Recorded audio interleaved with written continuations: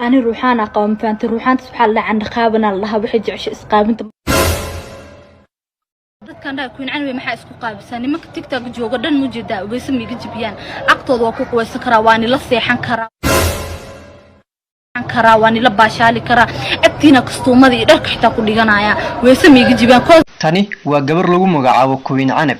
waxa baraha bulshada wareegayo in muuqaal anshaxumo ah oo iyadu isaga dhaxduubtay qaybta shaawarka ama loo yaqaano qaybta qaweyska inay video isaga duubtay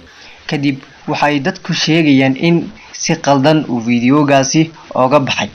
baraha bulshada waxa haysto arintani ku dhacday gabadhani oo lagu magacaabo Queen Canab Queen Canab waa gabar isticmaasha baraha bulshada gaar ahaan TikTok taasoo inta badan ku soo bandhigto muuqaalo aan anshax ahaan aan wanaagsaneyn waa sheeko ku saabsan balse marka hore intaanan u gudagelin ku soo dhawow channelka oo subscribe noo sar asxaabtaadana la sii wadaag muuqaalkani haddii aynu u soo laabano sheekadani haatanba ku saabsan Queen Canab waxa baraha bulshada haysto in muuqaal anshaxumo oo laga si xun looga baahiyay gabadhaasi oo haatanba baraha bulshada haysto walow dadka qaarkood uusan wali gaarin balse baraha bulshada waxa ka dhax muuqdo erayo ay gabdhahu adeegsanayaan oo ah subhanallah ceebta ilaahay asturo taasina waxa keenaysa in Queen Canab oo ku dhax qaweysanaysa musqusha dhexdeeda oo marka horeba isaga duubtay muuqaal kaasoo la yiraahday in uu si qaldan uga soo baxay dadku waxay sheegayaan in muuqaalkani uu ku soo baxay in Queen Canab uu qof uu ka baahiyay balse waxaynu u gudagali doonaa gabadhani lagu magacaabo Queen Canab si ahaan markii baraha bulshada ay isticmaalayso dadku waxay u haystaan in ay tahay qof waalan ama qof xanuunsan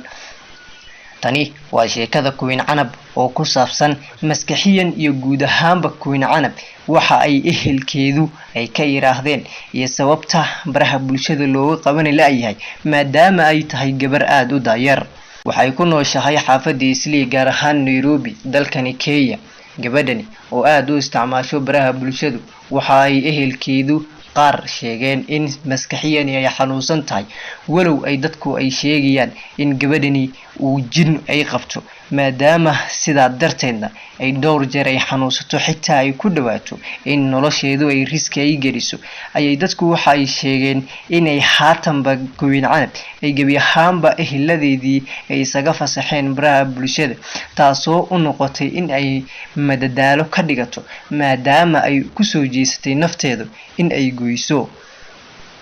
Queen Canab oo ah gabar aad u daayar ayaa baraha bulshada ku soo biirtay sanadkii 2020 dhamaadkiisa kaasoo la arkay in muuqaaladii ugu anshaxa darnaa ay ku soo bandhigaysay dad aad u tiro badan ayaa faalada commentiga waxa ay ugu qorayeen in gabadhani laga qabto baraha bulshada maadaama ay tahay meel public ah waxyaabaha ay soo dhigtana ay tahay waxyaabo anshaxuma oo u daran sumcadeeda iyo sidoo kale sumcad xumada ay u soo jiidi karto reerkeeda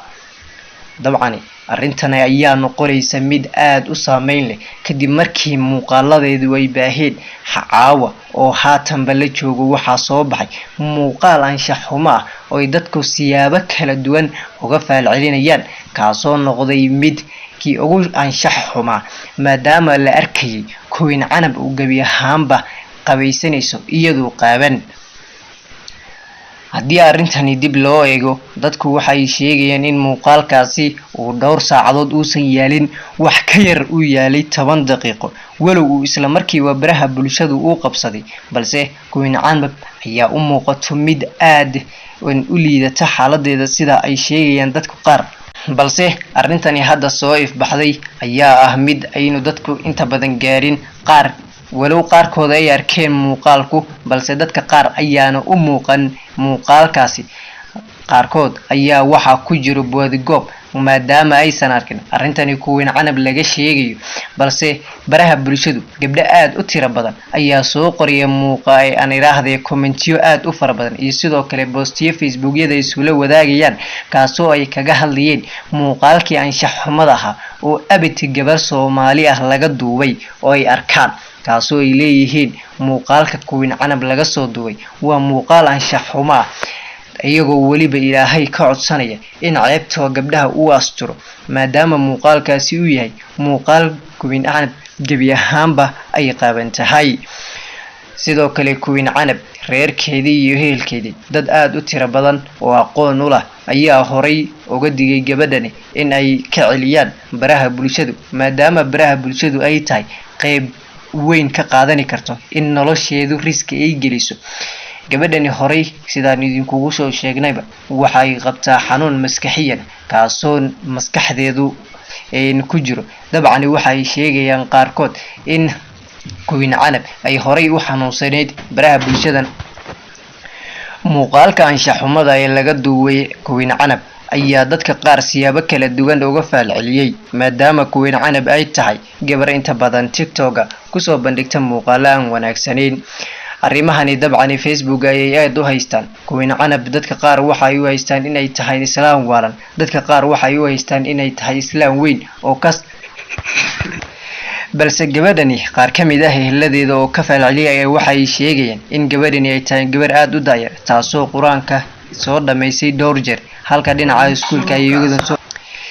gabadhani Queen Canab oo ehladooda mar ay ka hadlayeen waxay ku sheegeen in ay tahay gabar aad u daayar taasoo inta badan quraanka soo xifdisay sidoo kalena iskuulka ay mar dhow ay dhameysay. lama oga sababaha ku kalifay Queen Canab inay baraha bulshada qaabkan u isticmaasho balse dadka qaar ayaa waxay sheegayaan in Queen Canab ay tahay gabar aad u daayar maskaxiyan ay waalan tahay. dhinaca kale waxaa la sheegayaa in ehladoodii ay horay ay wala dagaashay in doonayeen inay gabi ahaanba ay ka joojiyaan baraha bulshada isticmaalkooda